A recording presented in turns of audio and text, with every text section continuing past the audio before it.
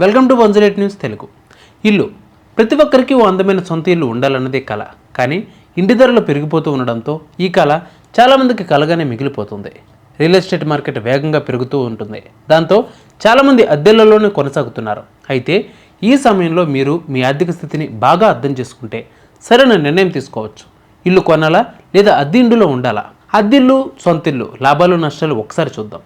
అద్దెకి ఇల్లు తీసుకుంటే వేరే ప్రదేశానికి మారాల్సిన అవసరం వచ్చినప్పుడు సులభంగా షిఫ్ట్ అవ్వచ్చు. సెక్యూరిటీ డిపాజిట్, నెలాఖరు అద్దె తప్ప పెద్దగా ఖర్చులు ఉండవు. పైగా ఇంటి మరమ్మతులు, నిర్వహణ ఖర్చులు ఇంటి యజమానివే. అలా డబ్బు ఆదా అవుతుంది. ఇంకా హౌసింగ్ లోన్ లేకపోవడం వలన ఆర్థిక ఒత్తిడి తక్కువగా ఉంటుంది. ఫలితంగా సేవింగ్స్ పెరుగుతాయి. బడ్జెట్ 2025 ప్రకారం అద్దెదారులకు గుడ్ న్యూస్ చెప్పింది ప్రభుత్వం. ఈసారి కేంద్ర బడ్జెట్లో అద్దెదారులకు ఊరటనిచ్చే నిర్ణయం తీసుకున్నారు. అద్దెపై టీడీఎస్ వర్తించే వార్షిక పరిమితిని 2.4 లక్షల నుంచి 6 లక్షల వరకు పెంచారు. దీనివల్ల పన్నుభారం తగ్గుతుందని, అద్దె లావాదేవీలు సాఫీగా జరుగుతాయని నిపుణులు చెబుతున్నారు. ఇక సొంత ఇల్లు ఎప్పుడు కొనాలనే విషయం చూద్దాం.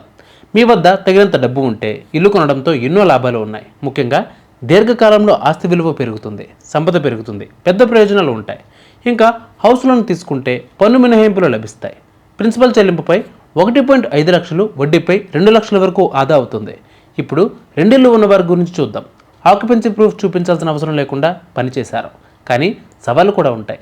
ఇల్లు కొనేటప్పుడు డౌన్ పేమెంట్, రిజిస్ట్రేషన్, చట్టపరమైన రుసులు చాలా ఖర్చులు ఉంటాయి.